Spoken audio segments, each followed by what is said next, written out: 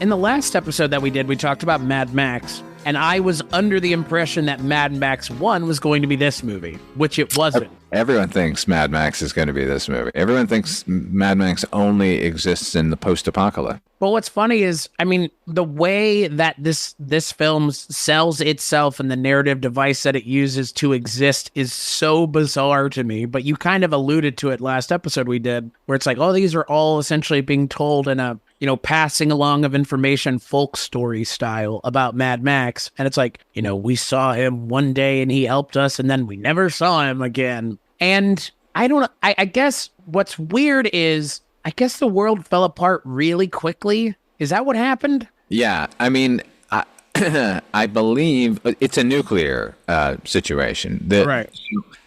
During Mad Max, everything is breaking down, and we may even be at war, or everyone might be at war. It takes place in Australia, obviously, but it's a world war situation at that point, and maybe Australia isn't in it, but certainly soon after Max leaves the police force and his wife and child have been murdered, the world goes nuclear, and there are a few survivors, but what there are left all dress like the local kink shop explode. Boy, ain't that the truth. Oh, baby. And Vernon Wells, I feel like he is comfortable with that. I mean, he's used to wearing all sorts of leather, right? Assless chaps, man. By the way, aren't all chaps assless? Which is weird, isn't it? Yeah, but do we just like saying assless chaps? Just because it conjures the image where your mind should focus? Is that what that is? Where the little cutout window for your butt. Yeah, you go, oh, yeah, But you wear jeans. The ass would be framed perfectly there, wouldn't it? Yes, assless chaps. But you wear jeans. Yeah, you don't just wear I mean, I don't know. Lord Humungus. I was naked wearing chaps. Yeah, right. Lord Humungus might wear chaps, though. He doesn't need to wear anything, really, except that tiny little thing with the body he's got. Yeah. So if you don't know what we're talking about on this episode of the Kulturecast, I'm still your host, Chris Stachiw, and I'm joined by my good friend all the way from Midnight Viewing and Dark Destinations, Father Malone. Just walk away. All the violence will end. Just walk away. Giving Mike White a run for his money. He's a little... Walk away, Mike White. He doesn't have this... I was going to say, there is a little Swedish tinge to it. The way he Mike was hitting that. Yeah, mine's just an angry dude. And on this episode of the Kulturecast, we're continuing our look at Mad Max with a look at Mad Max 2 from 1981. The Road Warrior. Time magazine calls it Apocalypse Pow, exhilarating entertainment. The New York Times calls it an extravagant film fantasy that's action-packed. And Playboy magazine says it has a final pursuit sequence as breathtaking as the big chase in Raiders of the Lost Ark. The Road Warrior. See it now. Rated R.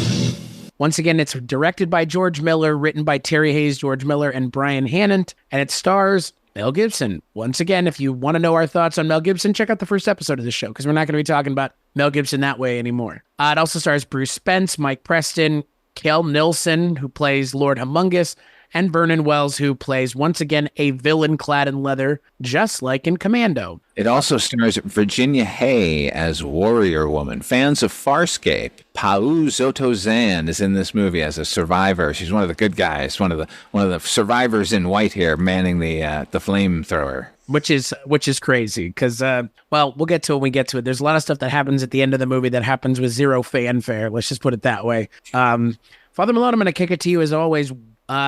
Thoughts on Mad Max 2? Give me the rundown on Mad Max 2. Mad Max 2, or as the right world knows it, the Road Warrior, the right thinking world. It's one of the most important films of the 1980s. Sort of just full stop, I guess you should say. You really can't overestimate its importance in action film. Once again, whatever Mad Max was doing, this one is doing just a couple years later at an incredibly dizzying height of insanity. What looked dangerous in the last film, you no doubt is terrifyingly so here. It continues a story of a character and manages to take a character who was living in one scenario, pull him into almost a completely different genre, and it feels totally fine. boy, this movie, I guess I saw around the same time as Mad Max, so it was kind of a double feature on the television at the time, all the time. And this one I watched a lot, certainly a lot more than Mad Max. This one is much more of a comic book, and I think that's why it's more popular, ultimately. It's certainly a much more visually appealing than, basically just proto-futuristic Melbourne or Sydney or something. Like the wastelands here and the people populating it are always fun to watch. And what you just said, which I had said, that these are little folk tales, rewatching it again last night, it really sort of struck home that the narrator of this film is that feral child, that little kid who's got a boomerang and is not afraid to use it. This is what we're witnessing as a film, is an eyewitness account of what happened when Max Rockatansky happened upon the settlement that this kid was living in. So this is like the first gospel of Max. And I like that aspect of the movie because I think it works to the film's favor in this film, and then obviously in the next one, way more so, I feel like, in terms of talking about expectation versus reality with folk stories. I mean, that kind of plays into the third movie's second and third act. It's interesting because, this movie I'm not going to say it's not a movie, but it's not really a movie. It's really like two very long action scenes with a little bit of something else in between. And I think that also, Mad Max Fury Road ends up being what this movie probably would have wanted to be if it could have been, which is a massive chase movie the entire movie. And this movie pretty much is, there's very few scenes that are people just standing around talking. And for the most part, it's people talking at Mel Gibson. He has like 15 lines in this movie, if that. Like, it's a shockingly small amount of dialogue for our hero, mind you. But look, I enjoyed this movie. I enjoyed it more than the last one for a whole host of reasons. And you mentioned kind of the long tail of influence that this film has on film. Also has a really big influence on video games too, because Borderlands is pretty much just Mad Max by any other name. Like, it's not a dystopia, but like it has the feel that Mad Max does. It has like the weird barbarian psycho characters. There's all kinds of weird stuff going on in kind of this desert planet. And this has that same weird shit going on in Australia post-apocalypse. And that's what I appreciate about this movie, is it is so different from the last one that it doesn't even feel like you need to see the last movie, frankly. They do a pretty good job at giving you all you need to know at the beginning of this movie that you could just go, maybe I don't even need to see the last one. Yeah, it's one of those situations like they used to do this in the early 1980s when everyone was just getting used to the multitude of sequels, that whatever the first couple sequels are, they would do a recap of the last film. So they do it very cleverly here. Like, you are correct. You do not need to have seen Mad Max. They cut scenes from his life into the opening crawl. In fact, while watching the opening montage here, it made me realize that as a kid, I thought I had watched Mad Max more than I had because they recap it here at the beginning. Anyway, what's clever about it is they not only give you the personal history of Max, but they weave it into how the world fell apart and where we are now and Max's place in it. So it's great. And what would feel like an info dump, or if it was in George Lucas's hands, it would be a slow crawl of text, right, is done so economically here. Well, and it's done so well that it knows that it has a pretty steep hill to climb. Because again, this movie is so different from the last one that it not only has to catch people up who haven't seen the last one, but it also has to kind of catch up the people who did see the last one to the world that Mad Max occupies now. Because it is so drastically different. There was no, whatever the hell they're called, gasoline. There was no gasoline shortage in the last movie. And that is going to... Well, it just wasn't such a major plot point. Right. Again, like, yeah, to your point, like they didn't make it the fucking point of the movie, I guess is what I'm getting at. And in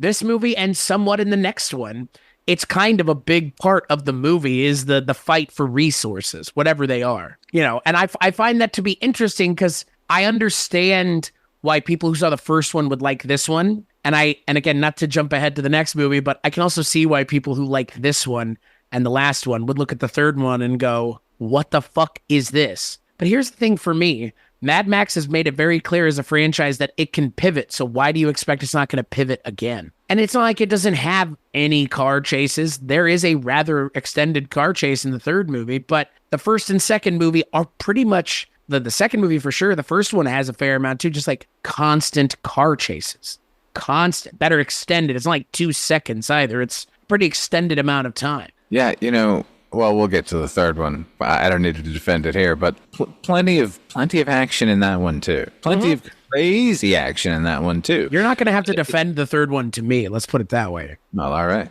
Yeah, Let's continue with the Road Warrior, Mad Max 2. Yeah, that's what I was trying to get at is like I understand if you get to the third movie and you like these last two, why you're going to get there, because this movie and the last movie are very similar in what they're trying to do. This honestly, in a lot of ways, is just a big budget version of the last movie. Like and not the way Evil Dead and Evil Dead 2 are. That's literally the same plot. Terminator 2. But that's the weird thing though. In Evil Dead, they recap the last movie at the beginning of the second movie, just like this movie does. So you don't even have to watch. It kind of goes out of its way to say, you don't want to watch the first movie? Fine. Here's all you need to know. I mean, really all we need to know about Max from the first movie is he is a man without a country, effectively. He has no wife. He has no kid. His best friend is dead. Like, that's all we really need to know. He's a broken man out in the wasteland, and he's got a dingo. Yeah. Yeah. And he became this way. He wasn't always this way, which is the other, I guess, but does that even matter to the narrative? No. Right. No, like it doesn't. He doesn't even matter to the story, I think is the thing that, I mean, not that Mad Max doesn't matter, but like he is just us as the audience. Really, Mad Max as a character is a cipher more in this movie than he was in the last one. Like, is so much more because he really doesn't say or do anything in this movie for the audience's benefit. No, this movie establishes that. They front load the information, but each of these films just can begin with him wandering into the scenario, right? And off we go, and that proves over and over again. And that it certainly worked in Fury Road. Like what were we given of his backstory there? Nothing. Just him pissing, and then let's go. Well, that's the thing that I like about what George Miller is doing with these movies is what you kind of alluded to with Gulliver's Travels. It's just a guy wandering the wasteland, getting into these little adventures. Like, why does it doesn't need to be anything more than that at all. I mean, there's plenty of yahoos in the wasteland for Mad Max to interact with. We're going to see that when the new one comes out. Like you said, we saw it in Fury Road, because Fury Road's not a prequel. Fury Road takes chronologically after the second and third Mad Max movie, right? I mean, that's I believe George Miller had said that. Like, he's not telling a story out of order necessarily. No, same guy, same thing. Could be. Right. But at the same time, my Road point Warrior could be the final story. Maybe he dies in that scenario, and Emil Minty as the feral kid is telling lies. I don't know. Well, that's fair, because I mean, to your point, that is part of the thing that I really enjoyed about this movie is the unreliable narrator. Because it's like, well, it was me the whole time. It's like, okay, that makes sense. And that's also why it had like a rather like upbeat ending. You know, it would be cool if in a future Mad Max movie, it's actually narrated by Max himself. I was honestly kind of surprised that I guess maybe Furiosa could be. That would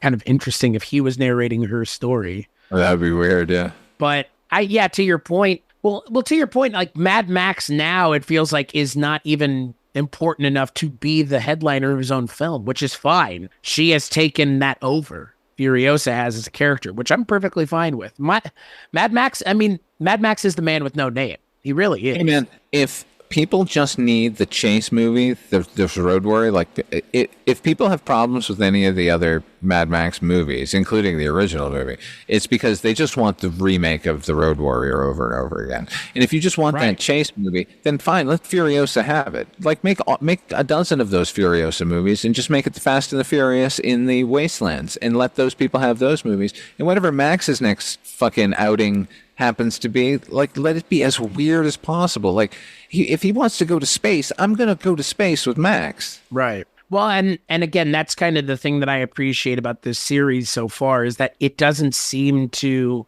be beholden to anybody in terms of the stories they're telling. George Miller wants to tell the kind of story that he wants to tell, and this is very much his story. Has his fingerprints all over it, from the weird characters to the dial. I mean, Lord Humungus is, I mean, it's not that he doesn't have a lot of screen time, but every time he's on screen, draws your attention, that's for sure. It's something else. But so is Vernon Wells. I mean, so is Bruce Spence, for that matter. Most everybody in this movie knows why they're here, and they're doing the thing perfectly. I love Bruce Spence, man. I know, he's so good in this movie. I'm sure most Americans, young Americans, know him, if they know him at all, is from The Matrix. Oh. The Matrix sequel. He's the guy in the train station, or in the Attack of the Clones, or was that the Revenge of the Sith? Which one was it? I think it was Attack of the Clones. He was that like long, thin alien. You know what?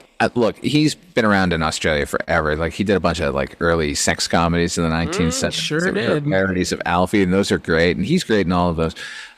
But for those of you who have those Lord of the Rings discs with the deleted scenes, or maybe you can just look it up on YouTube, there's a sequence in Return of the King when our heroes have gathered at the gates of Mordor, and out comes the mouth of Sauron. And it's this character, it's Bruce Spence. So they've digitally made his mouth bigger. You can't see any of his eyes or anything. It's just a crown that comes down to his mouth. And then under it, the mouth, they've made the entire size of his face. And it's one of the scariest things I've ever seen. So anyway, Bruce Spence, I love him there. I love him here. I love this character in particular, this gyro pilot. I was going to say, I know Bruce Spence. The thing I know him from is Ace Ventura: When Nature Calls, who plays one of the poachers in that movie, which is so bizarre to me because for all intents and purposes, I should remember him from The Matrix, I guess. It's one of the only things he's sort of, I guess more people would know him from the Ace Ventura movie. I'm not as familiar with those movies.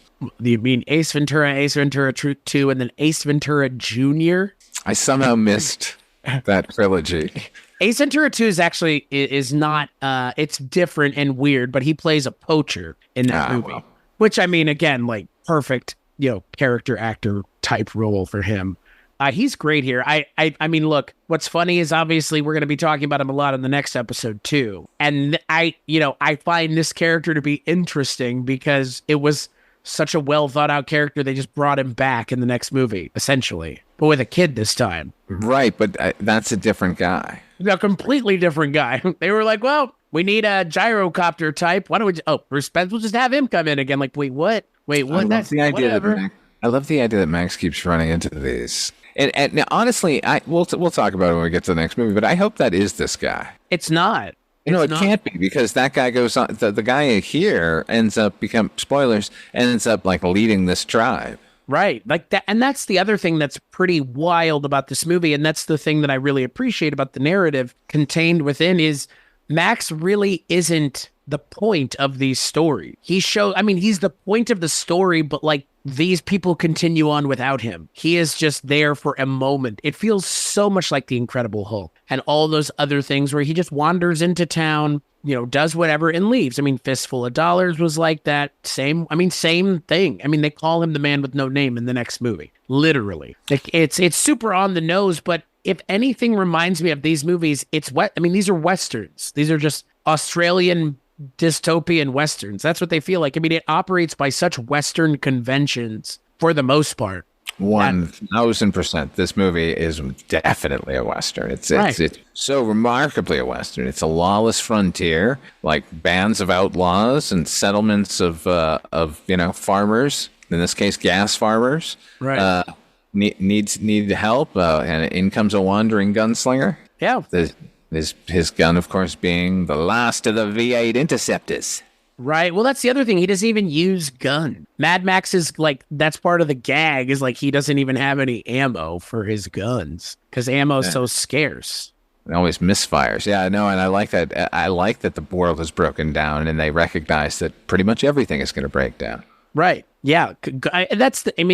Speaking of another, style of dystopian cinema, like zombie movies, that's always been my issue with zombie movies. Like the bullets run out at some point. Yeah, what are you going to do? And this movie addresses that. It's like, there's nothing you can do. Those bullets become like gold.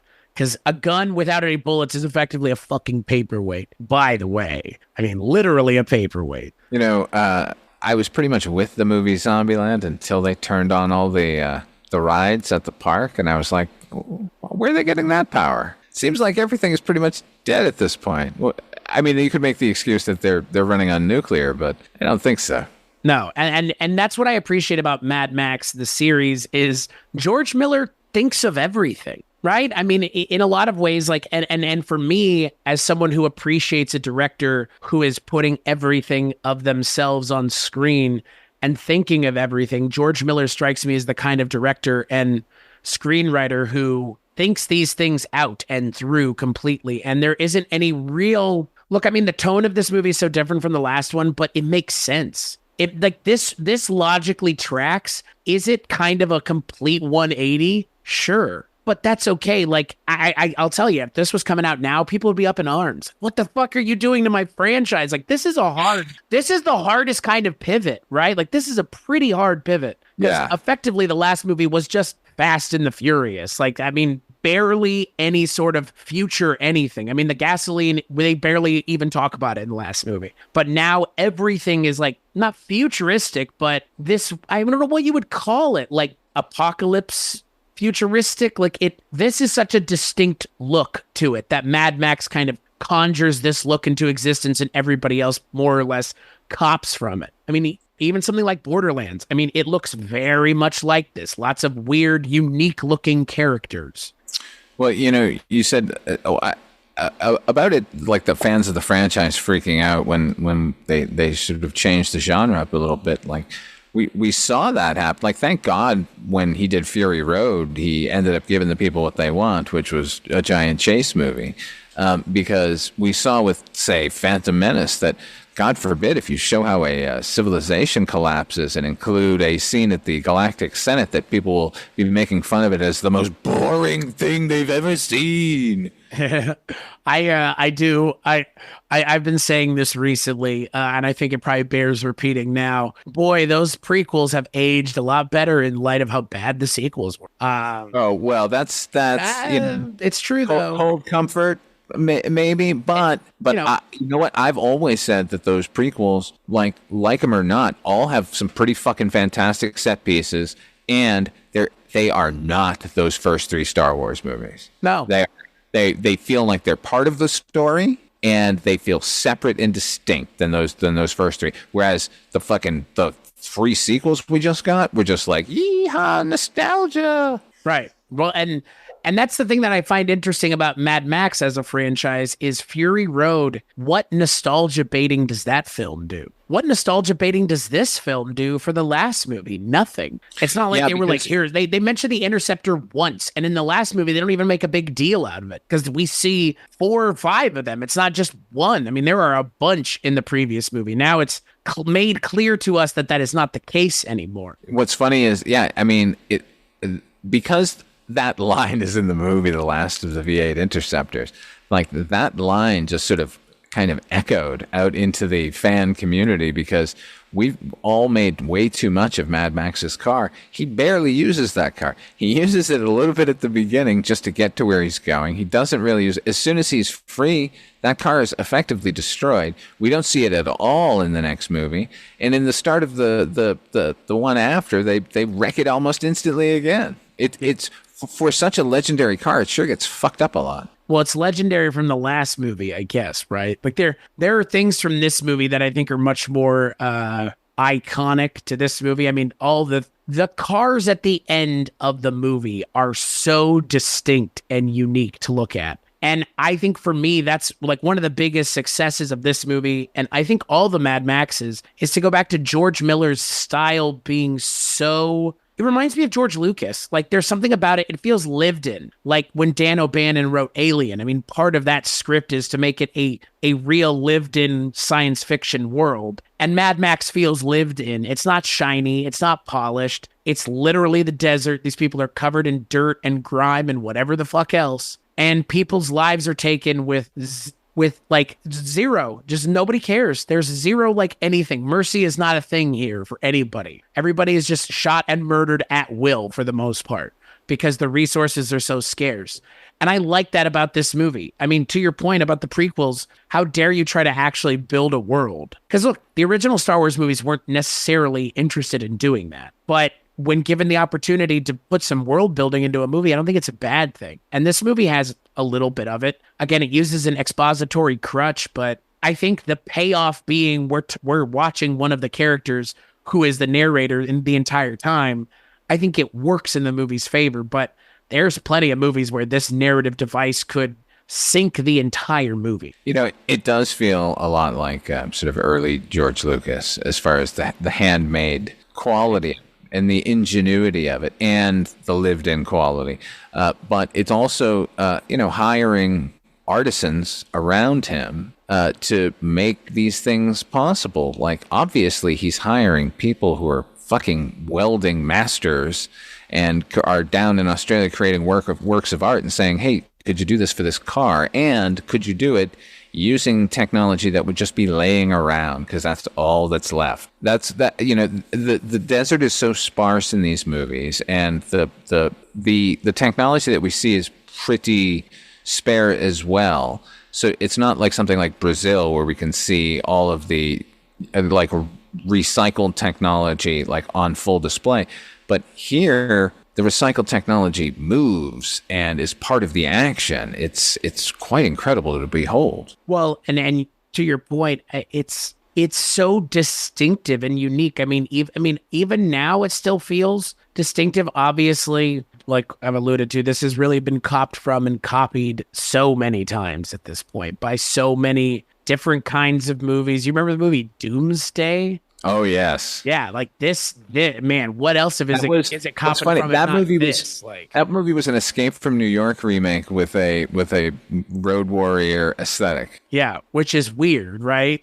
But that's the thing for me that works with the Road Warrior aesthetic is you can do a lot with it, and you can tell different kinds of stories, because that's, this movie, I think, in terms of the story it's telling, is distinct enough from the last movie. I mean, again, we have a little bit more of a rundown society. We have a little bit more violence. We have higher stakes because he's helping this community as opposed to just himself trying to prevent his wife and son from being murdered. So it's interesting that people didn't have a problem with this movie kind of slowing down for a little bit and having this kind of societal, back and forth between Papagayo and friends. Well, this is like, what, 1981, right? Mm-hmm. So the velocity on display here is unlike anything we've seen. Yeah. So, audiences at the time and audiences discovering this movie on videotape were used to American action movies, which, are fine, but they're certainly not batshit crazy. Right. So, like,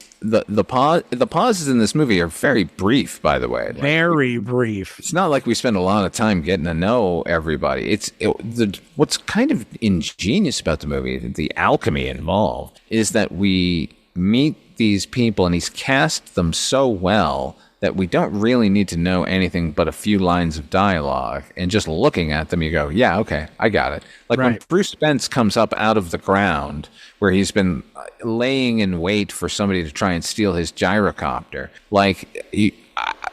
just the way he's dressed and his mannerisms, like, that fucking guy has gone crazy out there in the desert by himself and his pet snake. Right. Yeah, no, you're totally right. And that's, I mean, again, I think we take it for granted now that this kind of wasteland has been repurposed so many times for so many other things. But to your point, like this was really it in terms of these kinds of movies for a while. I mean, this movie is very popular because it's kind of the first time we see this kind of setting, this punk future, like punk apocalyptic future. Any apocalyptic film before this, it was a slow, like, trod through the wasteland. Like, it was all very, oh my God, what have we done? Right. This movie is like, it happened, baby, and here we go. Which is what I appreciate about, this movie and the last movie for sure, is that it just goes. And in it going, I mean, I think it shows the prowess of someone like George Miller to keep a chase the third act of your movie again. And he pulls it off again. It's impressive, isn't it? And he'll do it again and again. He just does. You never feel cheated. It's like, okay, here we go with the chase scene. It's never like, oh, another chase scene. It's like, oh boy, another chase scene. Well, and the other thing about the chase scene is, I mean, similarly to the last film with our hero and the villain, like they don't really get to fight one another. They don't really get to, like, there's not in these movies, there's not a lot of physical combat, which I'm really impressed by also, because it's a lot of in the car. It's almost everything in the car other than the couple times they're at the compound. But Vernon Wells' character dies while on the car. Lord Humungus dies in his car. Hugh Keys-Byrne died on his motorcycle last movie. Like, I really appreciate that about these movies, is that, you know, they are committed to making the car stuff work. And they're committed to having the car stuff be the focus of an entire act of the movie. To your point, this just was not a thing in 81 any more than it was in 79. It's a chase scene and a shootout. The shootout is the cars. Right. They don't have, like, there's not really guns in this universe. Like, Max has a gun and barely uses it. And to your point, Max, always functions as, a piston in the greater machinery of the story, to the point where, he does not, other than Beyond Thunderdome, where he has intimate sort of interactions with the villain. In each of these films, he doesn't have an interaction once with Lord Humungus. Lord Humungus is just a thing out there. Right. Yeah. No, that's my point. Like, I love that about these movies, is just the I think him and Lord Immortan or Immortan Joe there, like, they maybe share a look when they're passing each other in a car. Like, but that's what I like, is that, again, like, the villains are there, but they're dealt with the way they need to be dealt with in a movie that's about car chases. They just die in their car. I mean, really, Lord Humungus gets it. He gets it in this movie at the end. I mean, that practical effect of his car hitting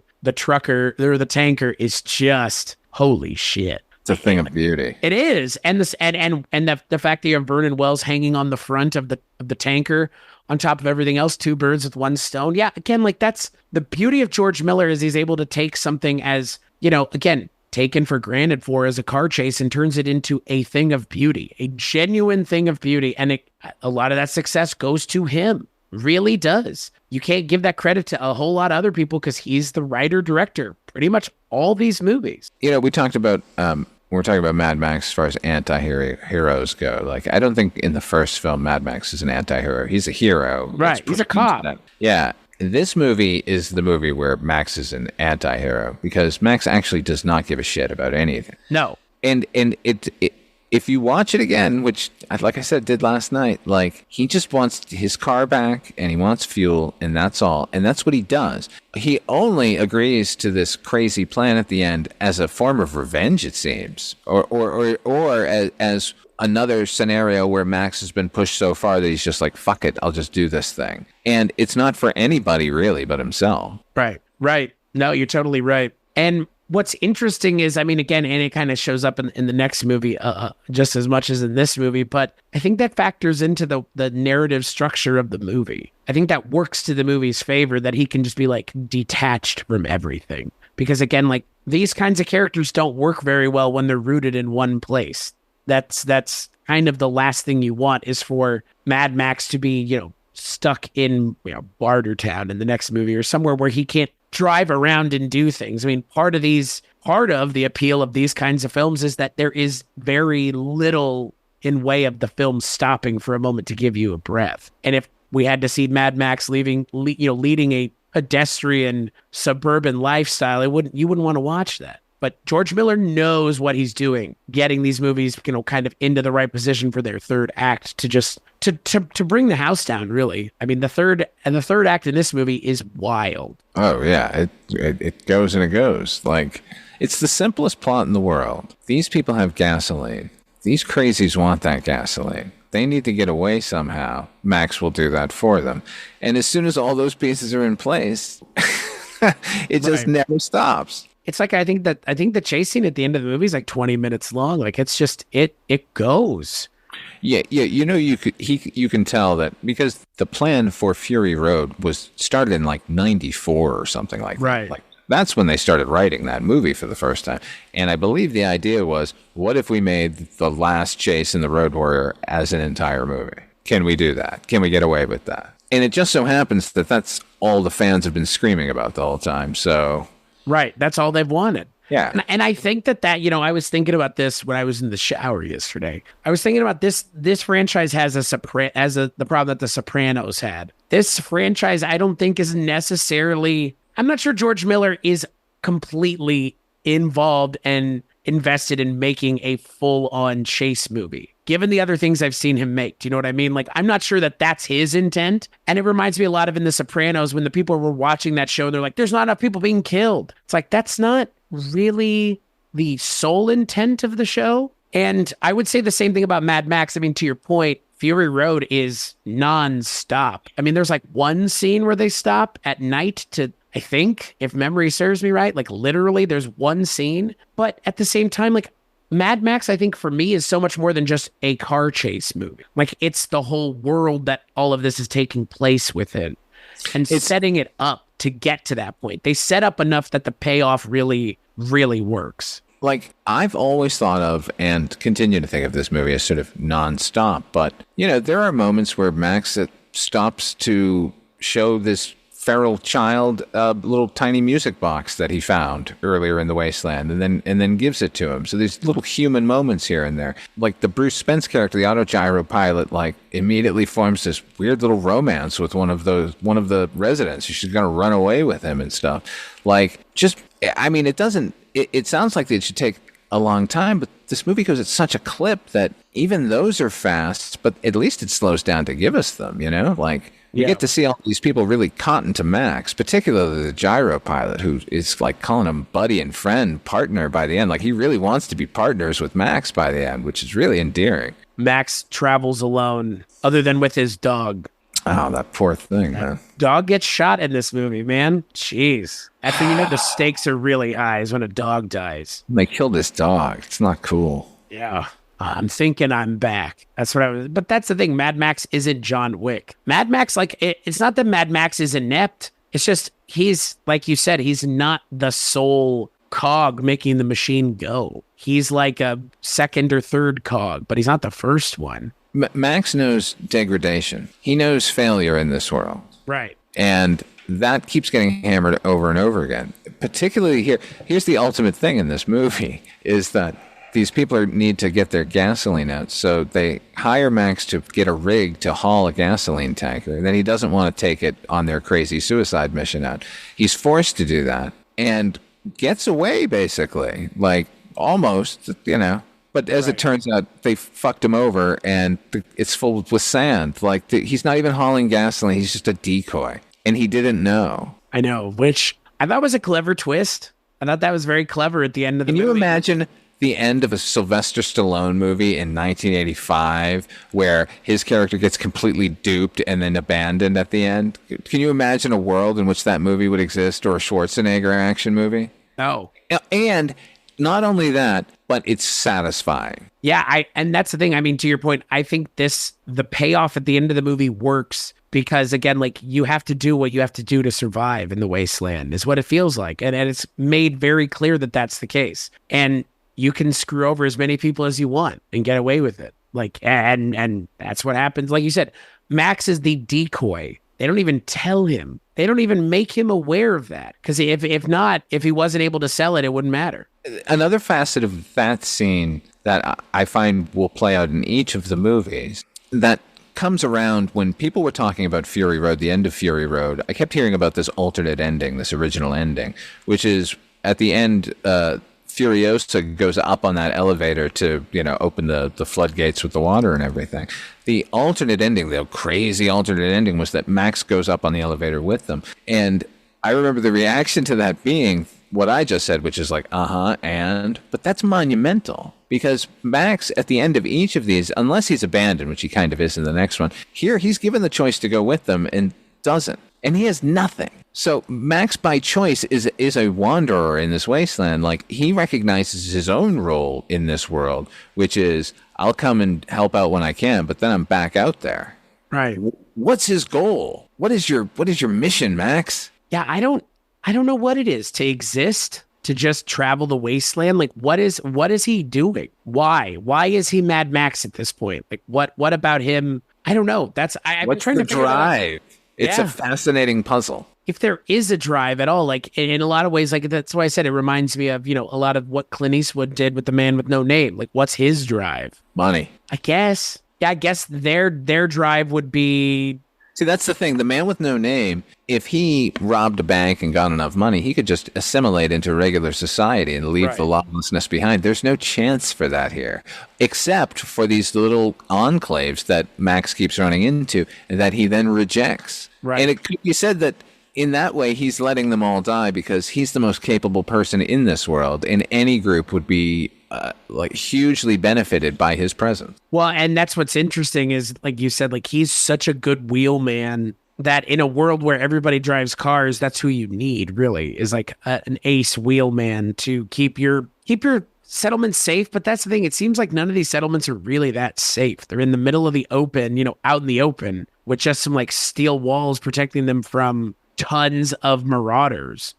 It's kind of shocking that that's all it takes to keep them away. Well, then flamethrowers. Right. And that's the thing, like not only is Max capable out on the roads for you, like there's a moment where the gate is open and the people, the populace can't even defend themselves, and Max is the one who gets that gate closed and flamethrowers a whole bunch of people. Yeah. Well, he flamethrowers at a whole bunch of people. Don't come at me because he didn't actually light a whole bunch of people on fire. I've seen the movie too. But to what end, right? Like, I don't know what Max is doing this for, just because. Just because. Just because, I guess you got to stay busy in the apocalypse somehow. He's got nothing to lose, but nothing to live for, but he keeps living. Which is what I don't understand. Like, the character of Max is so strange. He's almost not a character. He says very little in this movie. Compared to the last one, oh my God, yeah. I mean, he's pretty much mute in this movie. I like it, though. I mean, look, it's very Clint Eastwood. It works. It really works. It makes your character seem very badass, very intimidating. Oh, he doesn't talk by choice. Ooh. And yeah, I guess he's just so good at driving cars. That's what he's known for, because it's not these like crazy feats of anything. Like what they did in this movie is not that crazy, is it? Like, no, but he gets the job done. Right, which is the important thing about Mad Max is similarly to so many other of those kinds of 80s heroes, they don't necessarily need to be the most technically adept. They can kind of fumble their way through things, and Max really does. He really fumbles his way through it sometimes. Well, he gets fucked up on his own time here. Like right, when he gets sent out to get the rig, he gets that rig. When he says, "I'm going to get this tanker out of here and get you guys safe to the north," he does that too. In the next movie, he does what he has to do, except when he chooses not to. Well, in this movie, he also flips his car over and it explodes, and then they kill his dog. Boy, they got Chekhov's gasoline bomb in this movie. They pay it off a few times. Let me show you. Here it is. And then we're going to show you take it off the car. We're going to show you put it back on the car.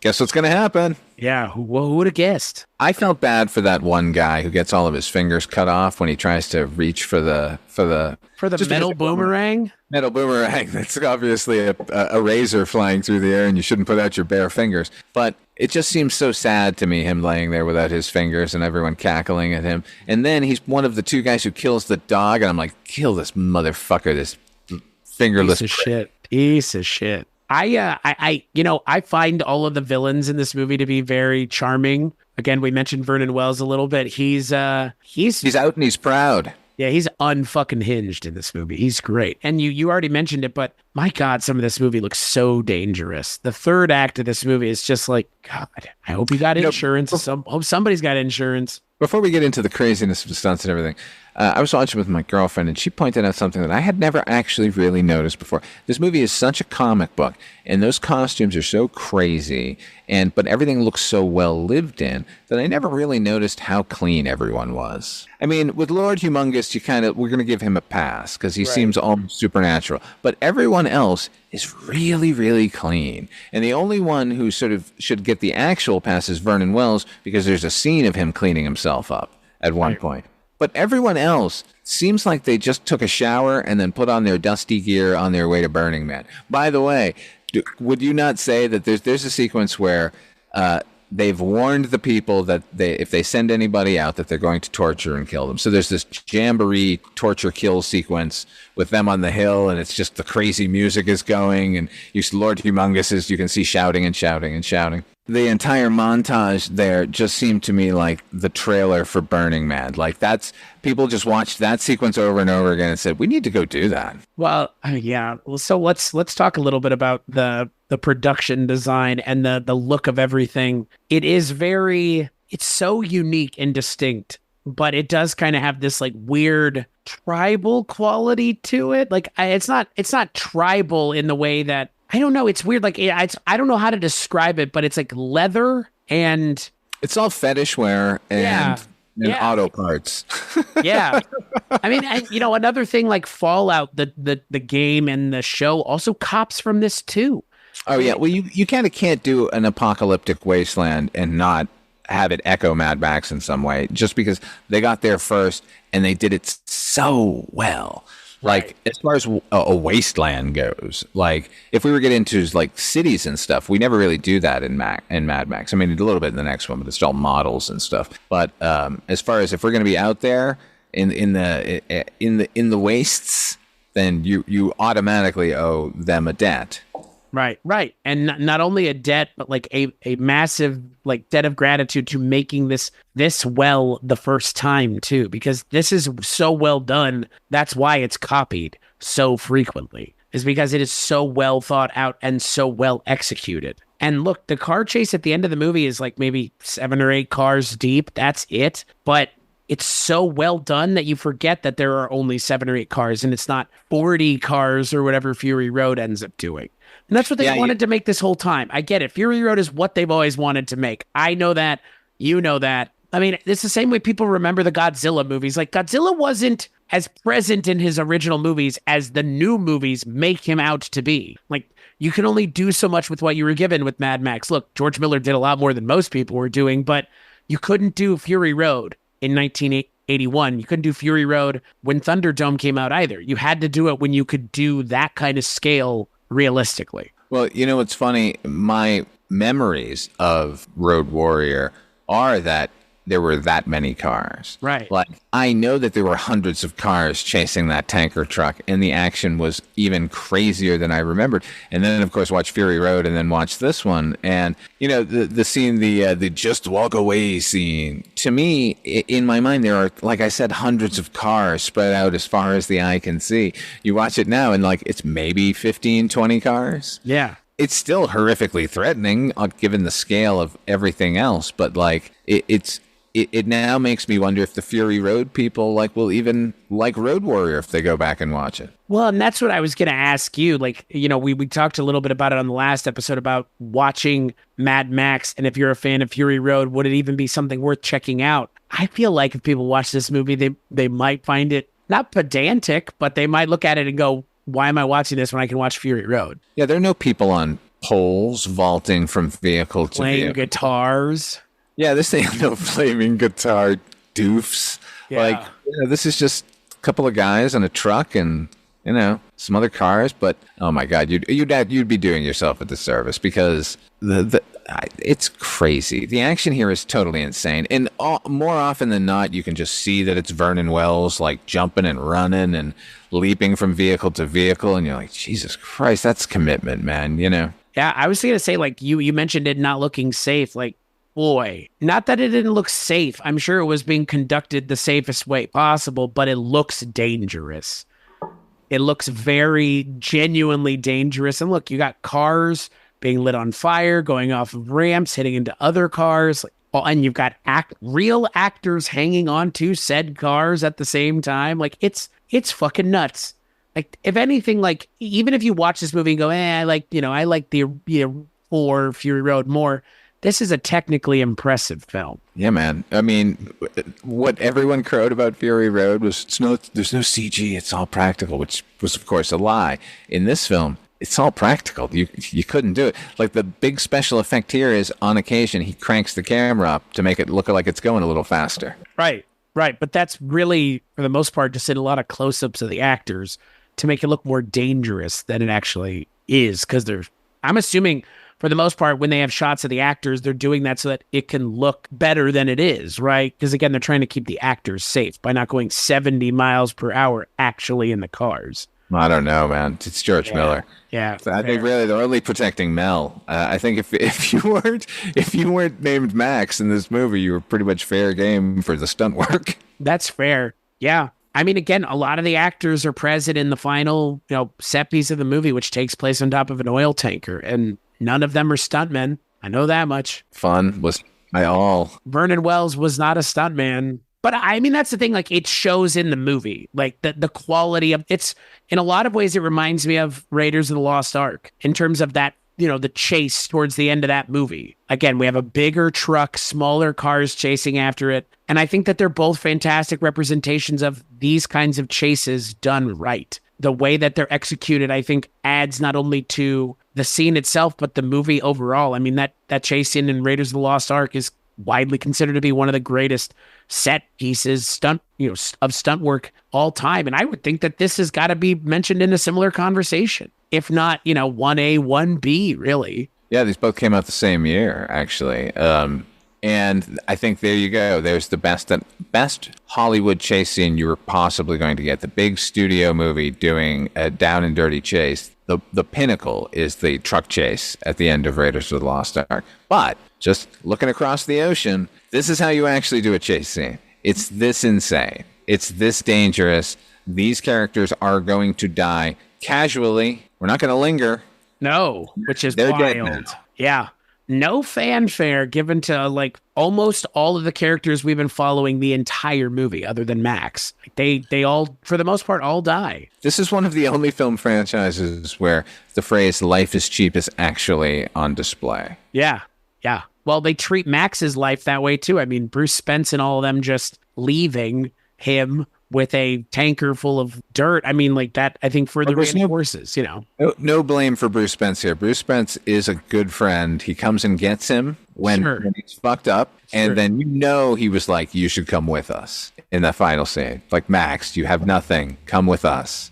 But he doesn't want to, because how else is he going to go? That's the thing. Like, to your point, like, what is Max living for anymore? Just cause. Is Max just an emo kid? Like, come on, Max. Like, no, I'm just going to stay here in the wasteland. I don't know. Again, I don't know what his motivation is in these movies. And I don't know what the Man with No Name's motivation is either. Like, he's just trying to live and exist, I guess. Without being hassled or bothered by other people. Then other people make his life their business. Since he lost the only person he loved, no other human can be a substitute. I am interested to see, and I know we're eventually going to talk about Fury Road sort of in detail, but they hint at these ghosts that Max tends to see, and I would love to see a movie where Max constantly fails. Yeah, me too. I want to see him lose again and again and again. Is that terrible that I want to watch Max go through that? No, I think for the most part, the only thing we've seen him go through is the end of the first movie. Movie, he loses his dog. Triumphant. He's triumphant in each of these movies, and he's triumphant. Part of it is because he doesn't allow himself to get attached to anybody. Right. So I would not mind seeing the movie where Max gets reattached here in the wasteland. I mean, we get a little bit of it in each of the movies. He softens a little bit in each of the movies, but he never commits. And it's not that I don't get it. I think it works because, again, what George Miller is clearly inspired by. Fistful of Dollars didn't have love interests, right? Like, that wasn't the point of the movie. The Bad and the Ugly didn't have a love interest either. Like, well, I'm not saying it needs to be a love interest. No, I don't know. I don't think it. I think, to your point, like, it kind of stands alone as its own thing. Like, Mad Max stands alone, and that's, for me, that's the benefit of this kind of narrative, because you can take it anywhere. The moment he becomes attached to somebody is the moment he can't just fucking up out and leave. But apparently he has gotten attached to some people because they haunt him in spectral form now at the most inopportune moments. In Fury Road? I don't remember that at all. It's pretty much only in the opening scene when he's being chased by the war boys. They keep cutting to his point of view with these ghosts running at him, yelling like, "Max, you have to save us." Huh. Yeah, I don't remember Fury Road at all then, I guess. I'm super excited to rewatch it because I don't remember that. Why does the character of Max doesn't need any nuance, like, at all? It doesn't, but every little fucking breadcrumb they drop, I'm just like, ooh, what's that about? What's going on with Max there? But that's what makes it so interesting as a character, is him having that life before. I think it works because we've seen that side of Max and we don't need to see it again. Do we? I mean, we do what we do, but we don't. Like, I see where you're coming from. Like, it would be nice to see that, but I don't think the way the narratives are being written now about this character, he's even the focus of the story anymore. I know, that's what I'm saying. I'd like to have at least one that he is. Here's an impossible question for you. Better anti-hero, Max Rokitansky or Snake Plissken? So I've never seen Escape from L.A. I just want to preface. Okay, who cares?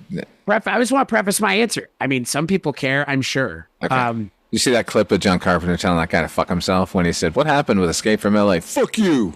What the fuck? Oh yeah, there's a clip online. Check it out. What is Carpenter's deal, man? I don't know, man. He needs to chill out. Like, yeah, we get it. He does. You like video games. We get it, man. And you hate Rob Zombie with a passion. We get it. Oh, you know, and I understand that, but like, cinematically. I don't. He said, "Hey, Rob, do your own thing," and then he did, and he didn't like it. What? Did you expect what the man was going to do, for fuck's sake? Is there a better anti-hero, or who's better? I would say Mad Max. Snake Plissken still feels a little bit able to get attached to stuff. Max has seemingly like mastered the art of not being attached to people. Huh. Like Plissken, Plissken kind of gets attached to the president. He kind of gets attached to Adrian Barbeau, like a little more than Max ever does to any of these people. I don't think Snake Plissken gets attached to those people, but I think he, like Max, feels their deaths deeply, and given an opportunity, will avenge those deaths, which is what he does at the end of Escape from New York. Like, destroying that tape basically fucks the president harder than if he had just left him in the prison. So I think they're pretty even as far as that goes, but I think Plissken is actually much more of an amoral pragmatist. Like, I don't think Max would have shut the world down given the opportunity. And you haven't seen Escape from LA. He does that in Escape from LA. What does he do? He shuts the world down. Look, it is not a good movie. Nobody can convince me it is. But the one amazing thing in the movie is that they're trying to get this key, like this electronic key to a satellite that can controls a network of satellites that basically can electromagnetic pulse the entire world and send us all back to the Dark Ages. So he's trying to get that back for the president, and at the end they're convinced that he has given it to them, but he has not. He has it in his own hand, and you can target countries. I don't know, why are we talking about this? That you can use these electromagnetic pulses as a weapon and target a country and wipe out that country, and then you're the dominant force and they're back in the Dark Ages. But Plissken enters the all-world code and sends the world back to the Dark Ages. It's a fucking ballsy, awesome, cool thing in an otherwise terrible remake of Escape from New York. But my point is, given that opportunity, I don't think Max would shut the world down. He would just prevent anybody from continuing to shut other people down, you know? So you think Snake's more of an anti-hero then for that choice alone? If we're going on pure anti-heroism, I think Snake Plissken takes it, because ultimately Max is a softie who misses people. He just can't find a way to get attached to people is the problem. Max has very little access to psychiatric care, and he clearly needs some, because he's got a lot of issues. Abandonment issues, obviously. Grief that he has not worked out at all. That dog is not a surrogate. Right. Yeah. I guess based on that decision, I would agree with you. I mean, the thing that's nice about Mad Max is, again, he's in the vein and in the mold of so many other anti-heroes that have worked. It's like a layup. They don't really have to try very hard. I mean, he really is a further down the road depiction of the man with no name from Fistful of Dollars and Good, the Bad, and the Ugly. Like, that's the kind of character this is. It's just a further kind of evolution of it. And that character works because we don't, with the like you said, the less we know about him, the better. And any bit of information that we get about him, because we get so little, feels massive. Like, any little thing feels massive, because there is nothing. And for Mad Max, we got an entire movie about his backstory, but now he's just doing whatever the hell he wants. Like, he seemingly avenged his wife and son at the end of the last movie. I would assume maybe he thinks he did. But in this movie, he's just doing whatever because whatever. Just cuz. Like, And in the next movie, he's inconvenienced by someone, and that's why he starts doing something. This is really the only movie where it's like, it just kind of happens. I mean, even in Fury Road, correct me if I'm wrong, but like, he's interjected more into what's going on than in this movie. Like, this movie is just like wanders into this town, this little community, essentially, and they just happen to be a refinery that happens to be threatened by Humungus. These are all happenstance. The next movie, he inserts himself into things because he kind of has to. But I like that about this movie. It really is just like, he shows up, meets some fucking weird people, helps them out, and then he fucks right back off to what else he was been doing before. I made a crazy literary comparison in the last film to Gulliver. I'm going to do it again here. Mad Max is not unlike a Raymond Chandler hero in that Chandler's detectives tend to just stumble into a case, or the case stumbles into them. Whereas Dashiell Hammett's characters are like out there trying to hunt down some work. Right. So it feels a bit Lebowski. The entire Mad Max storyline. It's just, he shows up and something happens to him, or he happens onto something, and away we go. And I like that. And I like that at the end of the movie, we get the kind of reveal that the narrator has been a little child throughout the movie. And he goes, and did we ever see the Road Warrior again? Nope, we didn't. And I like that, because that puts a nice little button on this movie and says, this is all it was. There is nothing else. And if another movie comes out, it'll probably be similar framing device there too, of this is the story of another encounter with the famed, Road Warrior. Because that's the other thing. Like, I don't even want to call him Mad Max anymore. He's the Road Warrior. Like, that's where the reputation is preceding him, is being known as the Road Warrior, clearly. I love that it's a throwaway line, and then because they didn't think enough Americans had seen Mad Max that calling it Mad Max 2 was folly, no one would go see a sequel to a movie they hadn't seen. Let's call it the Road Warrior. But it's pulled from a line of dialogue, which I always liked, Yeah, no, and again, I think that's, success given to George Miller and crew for really understanding what to do with the character that at the end of the last movie, there's not even an expectation of a sequel at the end of the last movie. Like, you can end the last movie and walk away from this franchise, and it tells a story unto itself. And this movie does as well. Like, I think it's almost unfair to compare Mad Max 1 and Mad Max 2, because they're doing such different things intentionally. It's just the character of Mad Max, but everything else is so different. I mean, even he is different. Even he as a character is very different from the character that was at the end of the last movie. But each previous movie informs the character, which is wonderful. Right. Yeah.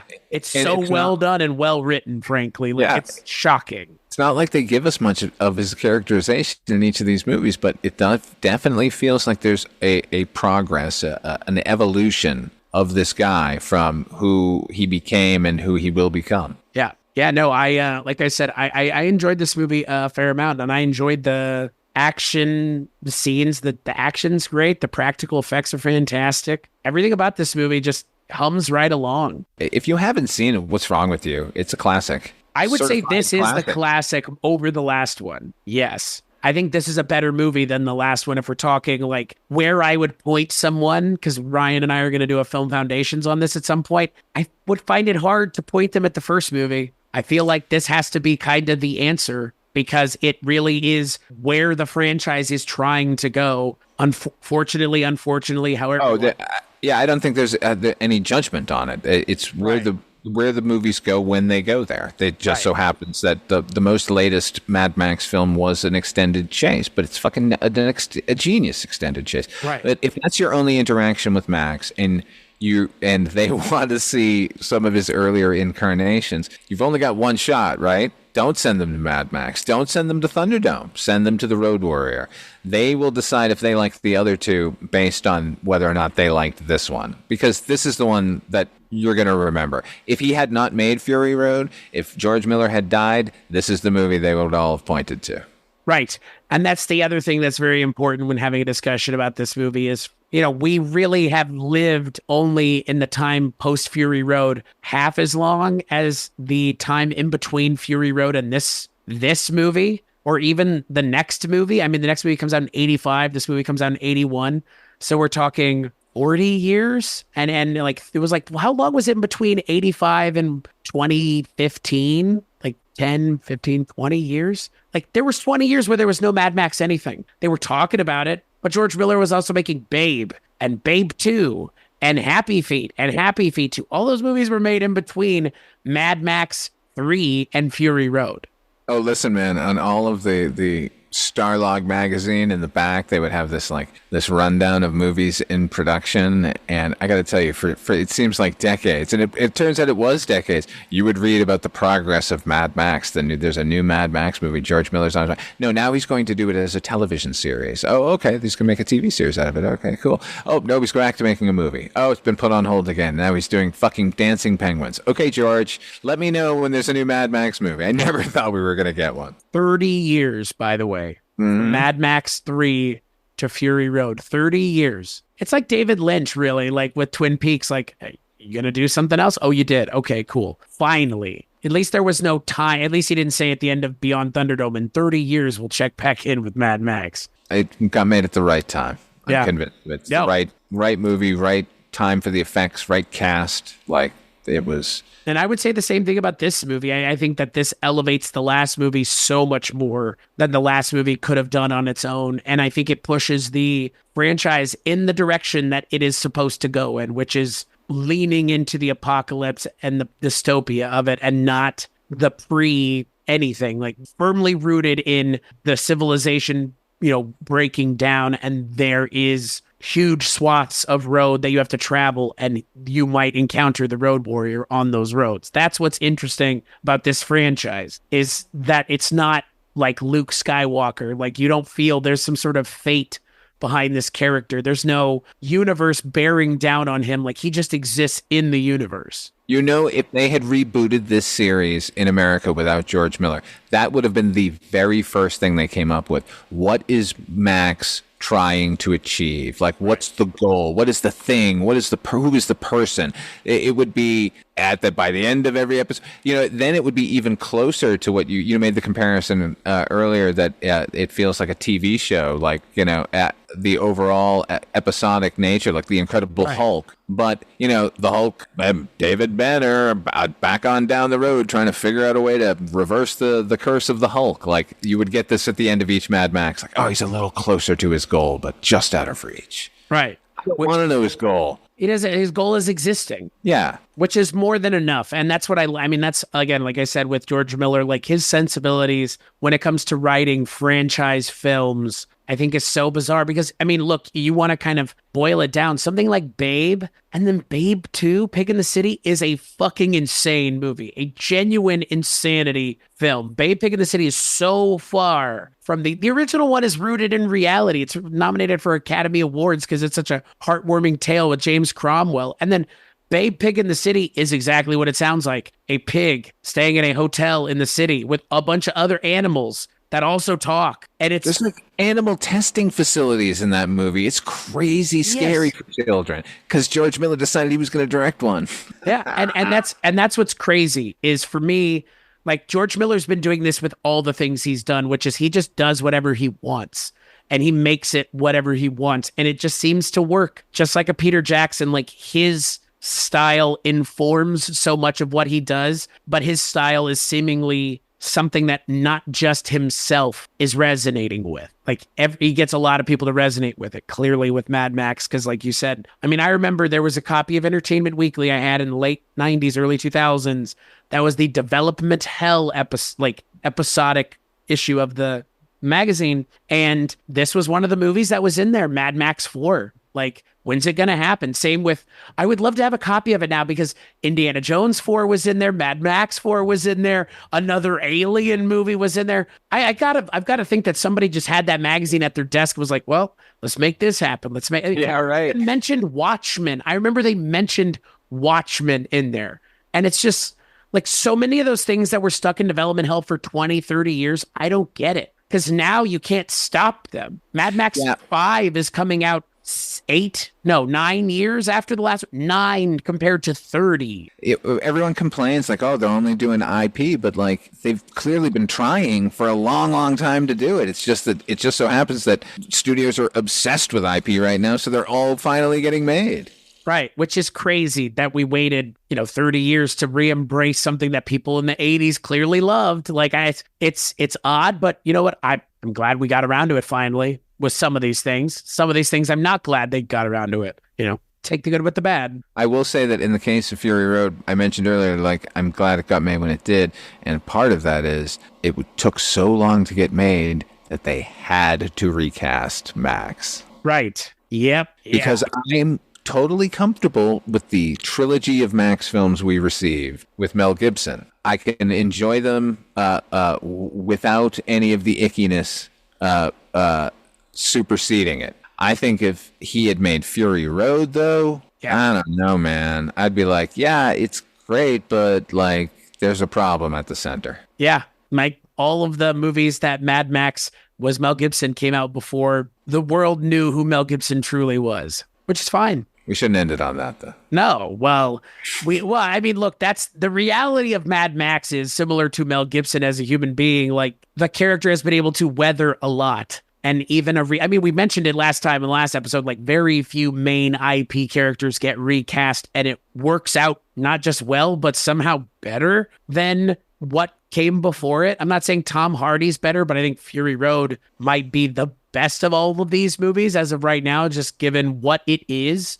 But Mad Max 2, Road Warrior, without that, Fury Road doesn't exist. So in a lot of ways, like, this is the Mad Max movie. Fury Road is just a derivation of this. It's just taking this idea and running further with it, but none of what comes afterwards exists without Mad Max 2 making a hard pivot into something that the first movie was clearly trying to get at, but couldn't get all the way over the finish line the way that George Miller clearly wanted to. Well, you said earlier that, Road Warrior to, or rather Mad Max to Road Warrior is not the same as like Evil Dead to Evil Dead 2. However, Road Warrior to Fury Road kind of is. Yeah, pretty much. Like, it's just they took the idea from this movie and said, what happened if there was no stops for the most part? Yeah, I mean, it's this movie. Yeah, it's the last part of this movie, spun out. So anyway, this one's a great movie. I agree. And I think it's even more impressive than Fury Road in a lot of ways because this is all done practically. There is no CGI. Not that I'm complaining about CGI, but CGI allows you to do things that can't be done for real. That's all it should be used for. Not because we can do it, we should. It should be filling in the gaps of practical shortcomings. I don't know, failings even. Like, I don't know how you want to put it, but practicality sometimes meets a wall and CGI gets you up over that wall. But you shouldn't just use CGI just because then you get movies like The Hobbit. Let's not forget that this is just 2 years with all the same people, 2 years later, that made Mad Max. They're just given more money. It's not like they got safer. No. More dangerous, frankly. Like, this movie is infinitely more dangerous feeling than the last one. So much so. Yeah. I mean, like, they have some stunts that go wrong in Mad Max on screen. There's a guy who gets hit with his own motorcycle. It doesn't look pleasant at all, but like it's kind of nothing compared to what's going on here at the end with these people in these fucking cars, man. It's just so insane. Yeah. And I think that's why the Mad Max fans were clamoring so much for more of this, because this is so iconic. It's so well done. Why wouldn't you want more of this? Because what they will get, and what we'll be talking about on the next episode, is something that I think they found to be very far afield of Mad Max 2. And I think you and I may have some words for that sentiment the next time we come back, because I don't think it's that far afield if it's far afield at all. So yeah, Father Malone, until you and I come back to talk about Mad Max Beyond the Thunderdome, where can people find you in your assorted body of works? Go over to weirdingwaymedia.com. Well, that's where you are right now. Oh, my God. Well, guess what? There are more shows over there, like Dark Destinations. It's a radio drama I write and produce. Or Midnight Viewing. That's the show I co-host with Chris and Mike White every other week. And then every other week from that, Midnight Viewing Anthologies Attack is hosted by me and Antonio Lepore, where we take a look at anthology movies and comic books and TV shows. And Night Mr. Walters. My God, I got too many things going on. Check out Night Mr. Walters. That's HP's show about Taxi. I'm a co-host on that one, and we're trying to pick a fight with Tony Danza right now. So come over there, listen to that episode, and help us get the word to Tony. To Mr. Danza. Mr. Danza. What did Tony Danza do to you? Geez. I don't know. I'm just spoiling for a fight, I guess. No. Well, you picked an interesting person to fight with. Tony Danza, of all people. Someone's gotta. That's fair. That's fair. I'm not picking fights with Tony Danza, but I did pick a fight with Mike Doherty once. You can find me on Twitter, but I don't use Twitter. So go to weirdingwaymedia.com and just check out all the stuff I work on, but check out the stuff that I don't work on more, because that stuff I think is, just as entertaining, if not more so. Like Father Malone mentioned, Dark Destinations, Midnight Viewing, Twisted and Uncorked, The Projection Booth, 80s TV Ladies, the award-winning 80s TV Ladies, and there's plenty of stuff on the network to check out. And like Father Malone mentioned, this is a bonus episode that we're doing. So we got 2 more, and then we'll be doing Furiosa. But yeah, in the next episode, when you hear us again, we'll be talking about Mad Max Beyond Thunderdome. So until then, catch you on the next episode.